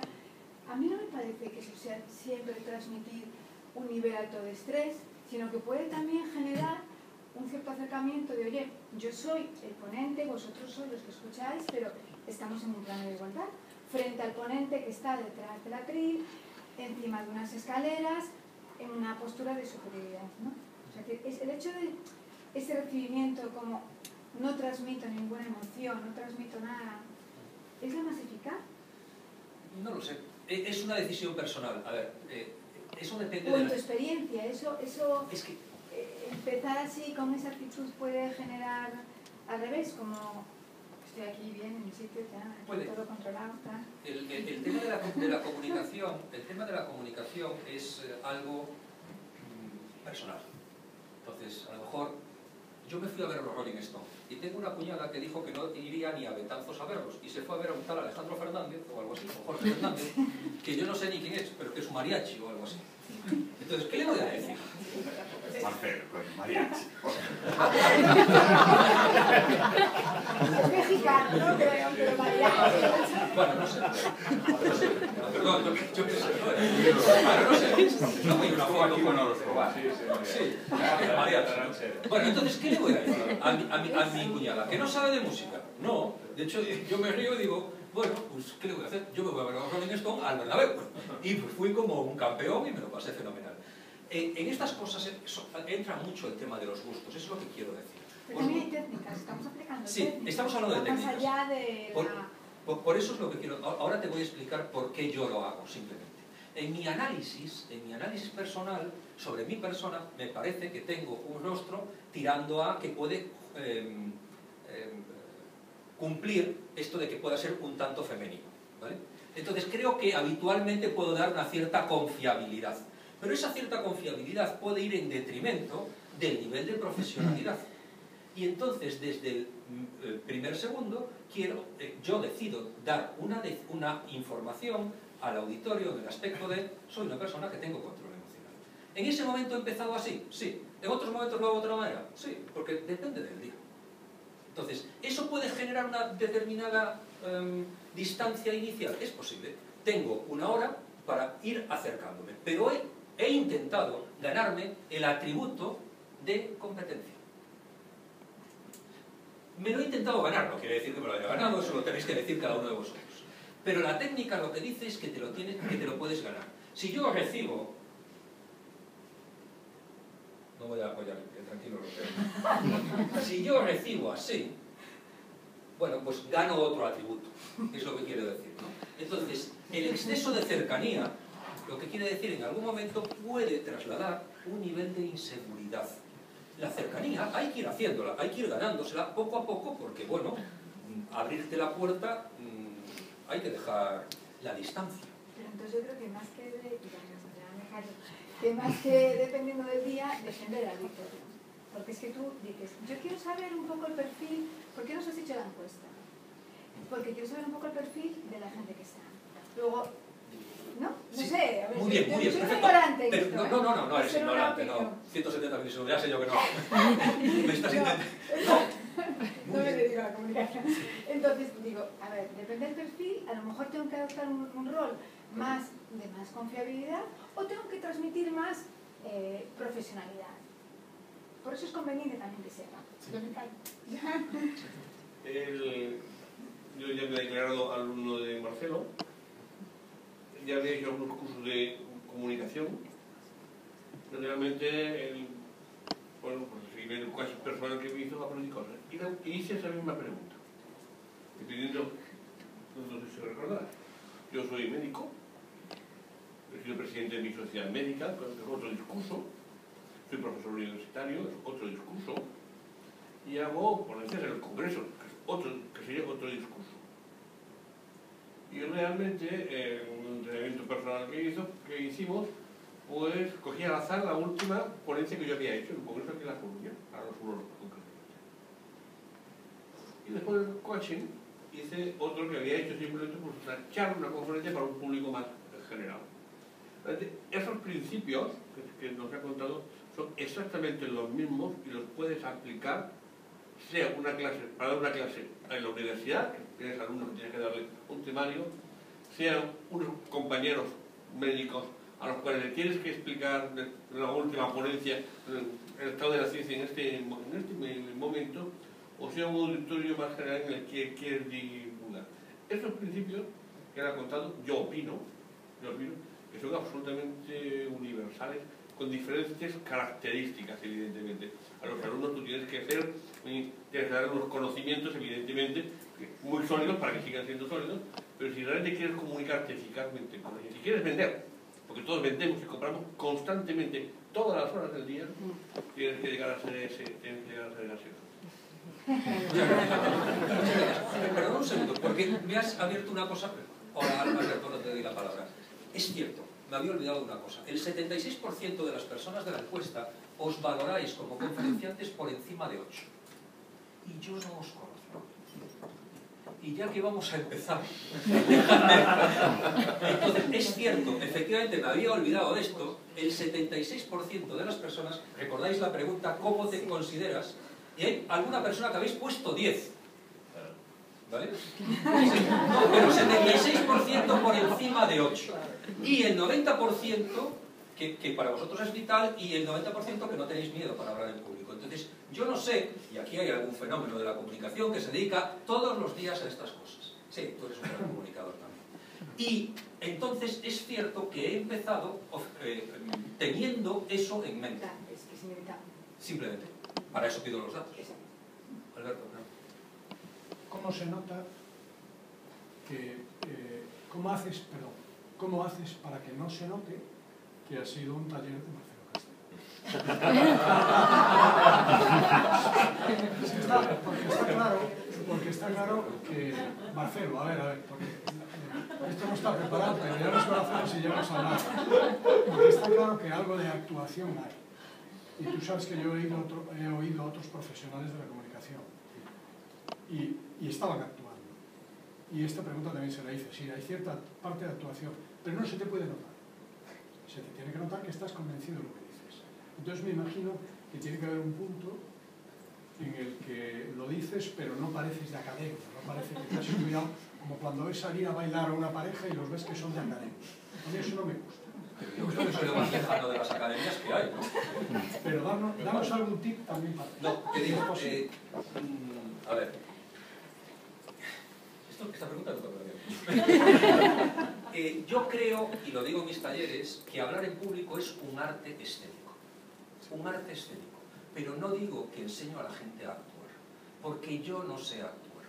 Una vez estaba en un taller, y esto era de ingenieros, no de científicos, no de médicos, y veo como que estaban haciendo un ejercicio que yo le ponía, y un chico decía, yo quiero emocionar, un ingeniero, quiero emocionar al auditorio. Y la chica decía, emocionate para emocionar. Y él decía, no, claro, un ingeniero, yo no me quiero emocionar. Yo no me quiero emocionar, quiero que se emocionen ellos. Y entonces surgió un debate. Vas a tener que ser muy buen actor para ser capaz de emocionar si tú no estás emocionado. Y si yo fuera tan magnífico actor, a lo mejor estaba en Hollywood. Porque me parece que es una profesión muy divertida. Yo me lo paso, creo que se ve fenomenal con esto. Yo no intento y no enseño técnicas de actuación. Lo que intento es sacar de cada una de las personas que viene a mi taller su mejor versión. No una versión mediocre de Marcelo, por decirlo, porque no hay ninguna versión, como no hay una versión mejor que la de Valdano que haga Jorge Valdano. Entonces es en cada uno en su estilo, pero esto lógicamente es temática del taller. Tienes que ser gracioso. Si lo eres, sí. Y disfruta. Si no lo eres, no. Porque es un suicidio. ¿Vale? Tienes que ser ocurrente. Si lo eres, sí. Y disfruta. Pero si no lo eres, no. Entonces, cada uno tenemos un estilo y yo lo que enseño son técnicas. Y fijaros una cosa, las técnicas en el taller. Pero aquí os he dado una teoría en donde no hay ninguna técnica. La única técnica es buscad fuentes alternativas de inspiración.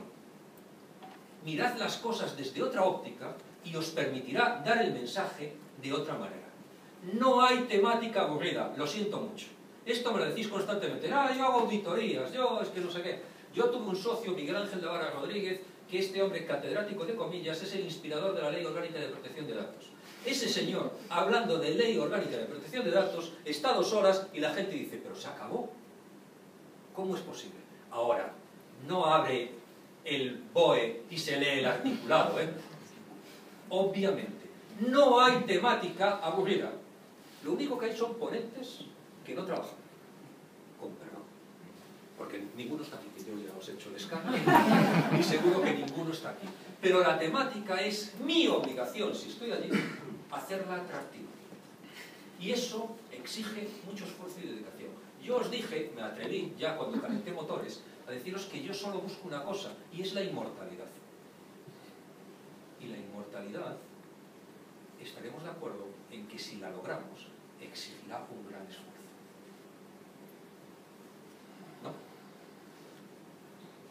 No es sencillo hacer eso. Pero no, yo intento no hacer clones. Lo que sí es cierto es que hay determinadas técnicas, pero creo que no. Creo que nada va a decir. Ojalá, con un sello. Hombre, hay instituciones donde sí se os va a ver, hombre, tú has pasado por... Bueno, sí, eso sí, lógicamente. Entre otras cosas porque los otros, los que no han pasado, ven la diferencia, ¿no? Que lo sepáis, la cuña publicitaria. Bien. A ver, una pregunta. El sentido del humor, la ironía, ¿cómo lo ves? ¿Sí, procede, no? ¿Se ha arreglado? Yo creo que todos los recursos son buenos, pero cuidado, hay algunos ponentes líquidos que se dedican exclusivamente a entretener y a divertir, que son muy graciosos. Y te pasas toda la charla riéndote. Y se acaba la charla y te preguntas, ¿y este de qué habló? Es una decisión personal. Pero yo a alguna persona que le he hecho coaching, le he dicho, creo que abusas de este recurso. Una cosa es que piensen que eres agradable, que eres accesible, que eres majo y que eres ocurrente y que tienes un par de gags que hacen sonreír. Y otra cosa es que al final estés en el club de la comedia, que a lo mejor han perdido el norte. La gente se va a reír, sí. Tú te vas a sentir bien, sí. Pero al final, en tu profesión, a lo mejor te has convertido en el gracioso. Y eso es un riesgo, ¿eh? Eso es un riesgo. Y yo conozco a algunos, repito, que les he hecho coaching, que mi obligación es decírselo, y decirles, mira, eres tan bueno en esto, que te pasas. Entonces yo creo que todo en su justa medida. Pero sin ninguna duda, el humor es un recurso maravilloso. Claro, es que hace con lo que dices de todas las emociones, ¿no? Entonces, claro, por supuesto tiene que haber un contenido, evidentemente, ¿no? Pero creo que el humor te acerca mucho, te relaja, sin pasarte, sí y tal, ¿no? Y como todas las emociones, pues es muy recurrido, ¿no? Sobre todo porque después, cuando sales o los descansos, la gente se acerca a ti, buen rollo, entonces, bueno, ahí también sigues formando. Entonces, bueno. Yo creo que sí, pero... Arriesgado. No, en su justa medida. Me parece que simplemente, como toda la vida, tiene que tener su justa medida. Y si no, que seas consciente, o que sea consciente esa persona, que a lo mejor de la parte profesional no hay una valoración. Y bueno, pues a lo mejor no es eso lo que busca. riesgo enorme de salir de tiesto. Porque hay muchísimas cosas que nos pueden hacer reír, pero que nos gustaría que no nos hicieran reír, son inadecuadas, se te puedes perder. Hombre, depende, ¿no? Pero uno de mis momentos más memorables, no sé si lo recuerdas tú, Rafa, es una anécdota personal. Estábamos clausurando un congreso y ahí estaban dos rectores, el de La Coruña y el de Santiago, un consellero, el de Industria, Juan Rodríguez Juste, iba a ir Sánchez Bugallo, el alcalde de Santiago, y yo clausurando. Pero al final el alcalde no pudo ir y entonces los del protocolo de la Universidad de Santiago cambiaron el protocolo. Yo siempre era el último, el primero en hablar, porque obviamente soy el de menor rango, ¿no? Y entonces, en este caso, no sé qué, el alcalde envió a alguien y el protocolo de la universidad dijo que empezaba el de Santiago. Y el Santiago iba en representación del alcalde y empezó con: excelentísimo y magnífico señor rector, excelentísimo y magnífico señor rector el otro, excelentísimo consejero, tal. Y yo estaba allí y me dio un vuelco neuronal. Y entonces cuando acabó su discurso, que no me acuerdo y tal, y fue absolutamente normalito, de estos que no acá, yo hice exactamente lo mismo que él, cosa que nunca había hecho. Y empecé con el excelentísimo, todo serio. Y cuando acabé de nombrar a todas las autoridades, mirando al auditorio, dije: siempre he querido hacer esto. Bueno, se partieron la caja, pero los que estaban aquí, los que estaban ahí eran los que más se reían. O sea, los rectores, el consejero y todo ese tipo de cosas. Había un socio mío, que era el único que no se reía. Y me decía: este sentido del humor tuyo nos va a reír.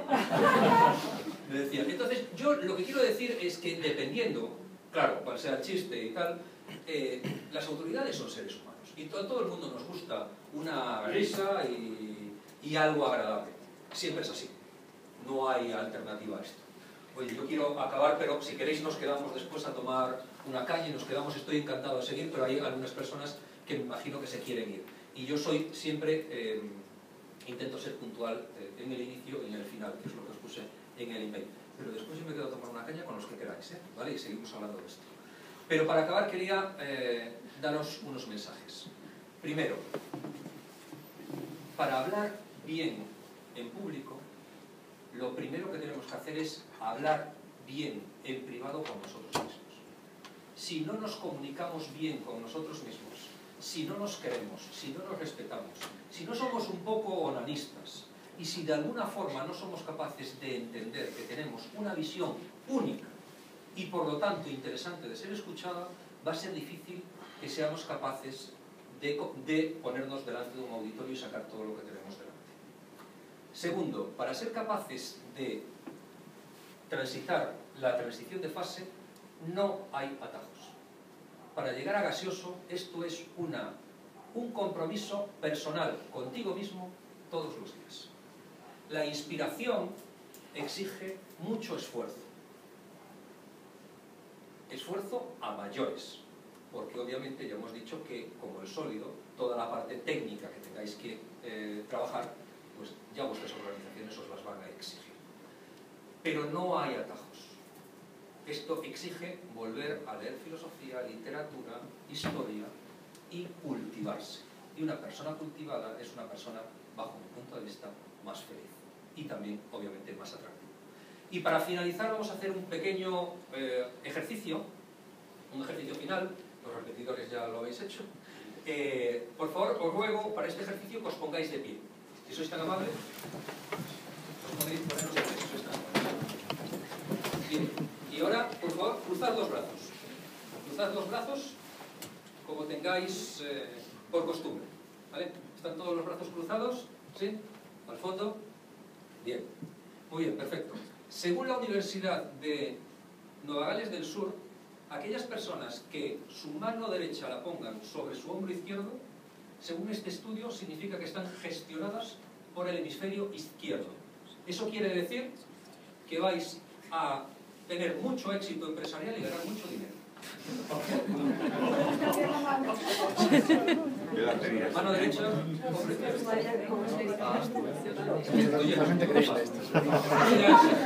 No, No, y si todavía no se dan, hay que darle tiempo a veces, ¿eh? Claro. Es que... Lo llevas todos. Hay estudios para todo, ya sabéis. Pero si es al revés, significa que estás gestionado por el hemisferio derecho y eso quiere decir que eres una persona persuasiva y atractiva, con lo cual vas a tener una vida sexual plena y satisfactoria. Si queréis cambiar los cromos, ya son decisiones personales. Eso ya lo decís vosotros. Sí. Bueno, obviamente no sé si hay universidad, pero por favor cambiad los brazos y poneros incómodos. De la otra manera. De la otra manera. Hay que estar incómodo. Dice, cuando estéis incómodos es que lo habéis hecho. ¿Está todo el mundo incómodo? ¿Está todo el mundo incómodo? Sí, estamos incómodos. Muy bien. Tenemos hábitos absolutamente para todo. Para todo tenemos hábitos. Para cruzar los brazos y también para comunicarnos. No siempre son los mejores hábitos, porque lo hacemos de forma impuesta. Pero sin ninguna duda, si queremos cambiar esos hábitos, las dos manos.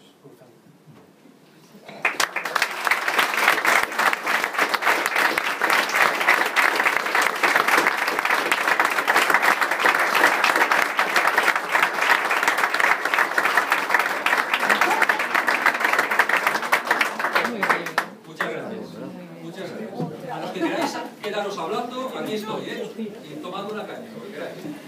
Yo no he hecho a nadie, pero gestionáis vuestras agendas.